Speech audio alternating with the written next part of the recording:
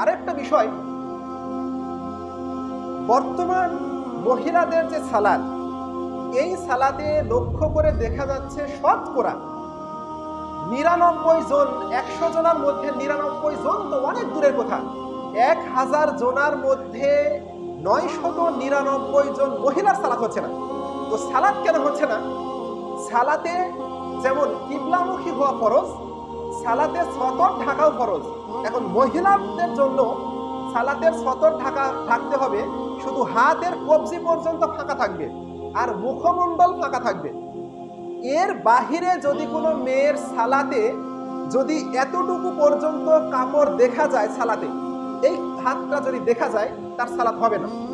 যদি কোনো মেয়ে সালাত অবস্থায়, যদি কোনো মেয়ে মানুষের সালাত অবস্থায় টাকনুর উপর পায়জামাটা উঠে যায় এবং পা যদি দেখা যায়, এই মেয়ের সালাত হবে না।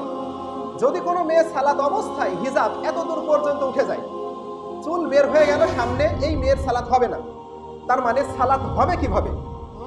সালাত হবে মহিলাদের এমন ঢিলাঢালা পোশাক পরতে হবে, যেই পোশাক পা থেকে অন্তত আধ হাত মাটির নিচে ঝুলে থাকবে, পা থেকে ঝুলে থাকবে, যেন তার পাটা দেখা না যায়। লক্ষ্য করেন, যেই সমস্ত মহিলারা সালাত আদায় করেন, যারা করেন না তাদের তো হিসাব ভিন্ন, এও তো বলেছে আগে যে তাদের স্বামী কাপুরুষ। আর যারা সালাত আদায় করেন, এই মহিলাদের জন্য বিশেষ একটা দিক, সেটা হচ্ছে তাদের শুধু হাতের কবজি এবং মুখমণ্ডল ব্যতীত তাদের সমস্ত কিছু ঢাকা থাকতে হবে। যদি না ঢেকে সালাত আদায় করে, কিয়ামত পর্যন্ত এই সালাত দিয়ে লাভ হবে না। তার মানে ঢিলা ঢালা পোশাক পরতে হবে এবং পা থেকে যেন আধ হাত মাটিতে ঝুলে থাকে, আধ হাত 4 আঙ্গুল, যেন তার পা দেখা না যায়। আর খোলা থাকবে শুধু দুইটা জিনিস, মুখমণ্ডল, তাও কপালের নিচ থেকে যেন চুল ঢাকা থাকে, চুলের গোড়া থেকে সুন্দরভাবে ঢেকা থাকবে।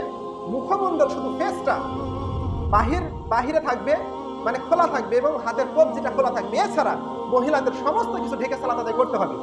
অনেক সময় দেখা যায় যে কোথাও যাবার সময় মহিলারা ওই সালাতের পোশাকটা রেখে যায়।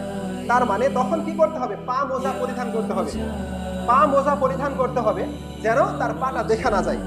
এছাড়া মহিলাদের যেভাবে সালাত আদায় করুক, যে কোনো জিনিস এই হাত আর মুখমণ্ডল ব্যতীত যদি খোলা থাকে, দেখা যায় তার সালাত বাতিল, তার সালাত বাতিল, তার সালাত বাতিল, তার সালাত হবে না।